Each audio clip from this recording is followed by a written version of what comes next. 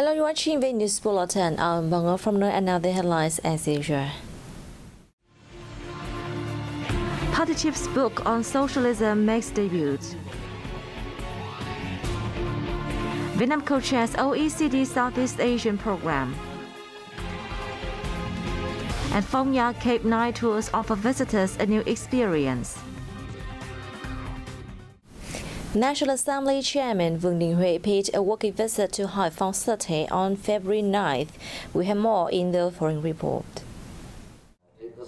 At the meeting with the standing board of the Hai Phong Party Committee, Chairman Hui praised achievements the city gained in 2021 despite the COVID-19 pandemic's impacts. Hui agreed with the key plans and tasks identified to realize targets for this year, asking Hai Phong to immediately get out to business as the Lunar New Year holiday was over. It needs to press on with removing obstacles facing enterprises and people, swiftly carry out anti-pandemic tasks, and drastically implement the government's and National Assembly's directions on socio-economic recovery and development, Hui noted. On the same day, the top legislator attended the groundbreaking ceremony of a PBAT biodegradable resin factory project in Nam Vu Industrial Park. With a desired capacity of 30,000 tons per year, this will be the first green material manufacturing plant in Southeast Asia.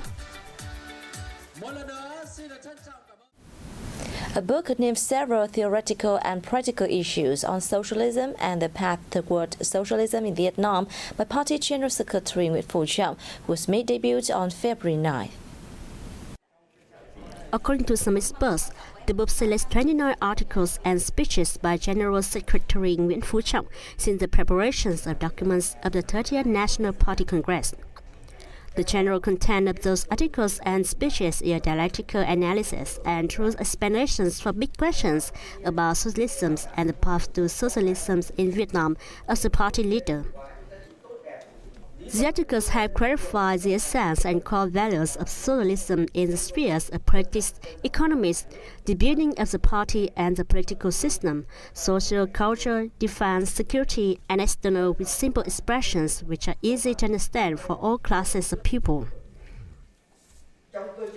The book aims to serve theoretical studies and raise public awareness of socialism and the path to socialism in Vietnam among officers, party members, and people, thus creating a consensus in thinking in entire society. Along with the printed version, the National Political Publishing House also introduced an electronic version of this book. We should receive an updated news more in the following.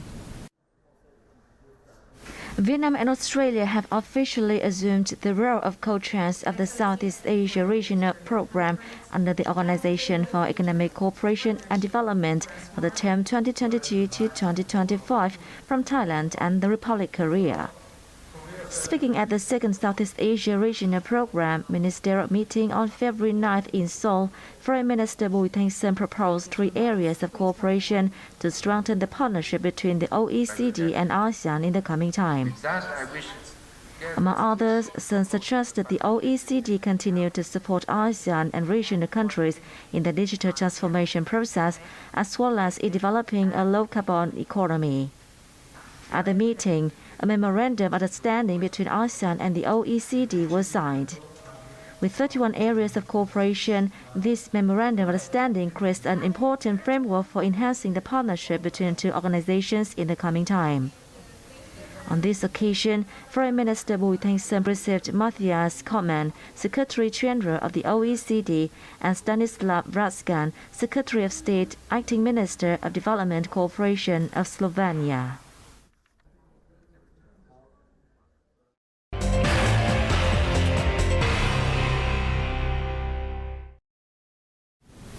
Vietnam is expected to become a new production hub of the world as made in Vietnam products are winning larger shares in the international market, according to Russia's Sputnik news agency. The news agency noted that last year, Vietnam enjoyed good results in foreign direct investment administration and drew hundreds of millions of US dollars right in the beginning of 2022. This showed the strong confidence of investors, including many giant firms such as Foxconn, Lego, and Nike in the country's economic prospects. Sputnik cited statistics from General Department of Vietnam Customs, showing that Vietnam earned a record amount of more than $57 billion from exporting telephones and accessories in 2021, a rise of more than 12% year-on-year, and a 25-fold increase from the $2.3 billion recorded in 2010. Experts held that the number of orders from Vietnam is rising thanks to the strong workforce and low labor costs, along with smooth investment environment, stable political situation, good infrastructure, attractive incentives for investors, and the country's success in pandemic control, Sputnik highlighted. Vietnam's manufacturing industry recorded a steady increase in output and orders in January, while the number of jobs also rose for the second consecutive month, according to a newly released report of London-based information provider IHS Markit. The Vietnam Manufacturing Purchasing Managers Index, or PMI, rose to 53.7 in January 2022 from 52.5 in December 2021.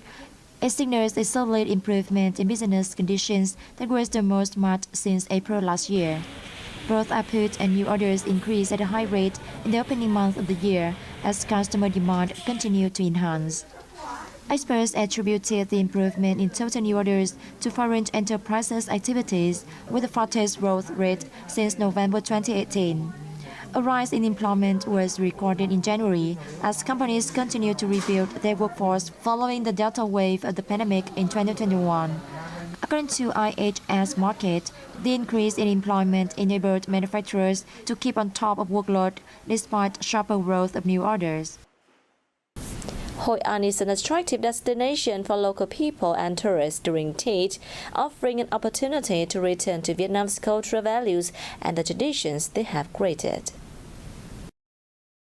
Days in Hoi An ancient town during Tết are not too crowded, but a spring atmosphere still feels in the air. For international visitors, a trip to Hoi An during Tết is also an opportunity to experience and learn about Vietnamese culture.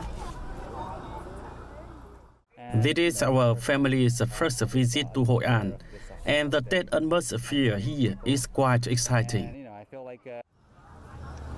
In addition to visiting the ancient town, heading to pagodas at the beginning of the year is also a popular cultural event. Vietnamese people believe in visiting pagodas to pray for a peaceful and lucky New Year. The Hoi An Cultural Heritage Management and Preservation Center has organized many traditional folk arts and cultural programs for tourists. Preventive measures against the pandemic are staying in place. It's really peaceful here and the people are quiet. I think Hoi An is a lucky place for my family to visit at the beginning of the year. I hope that the pandemic will pass quickly and that Vietnam and its economy will develop and local tourism will become better known. Traveling to the old town during Tết is also an opportunity to experience the cultural values that have provided the foundation for many of Vietnam's traditions. And that's wrap up our news bulletin. Thanks for watching. As soon as time.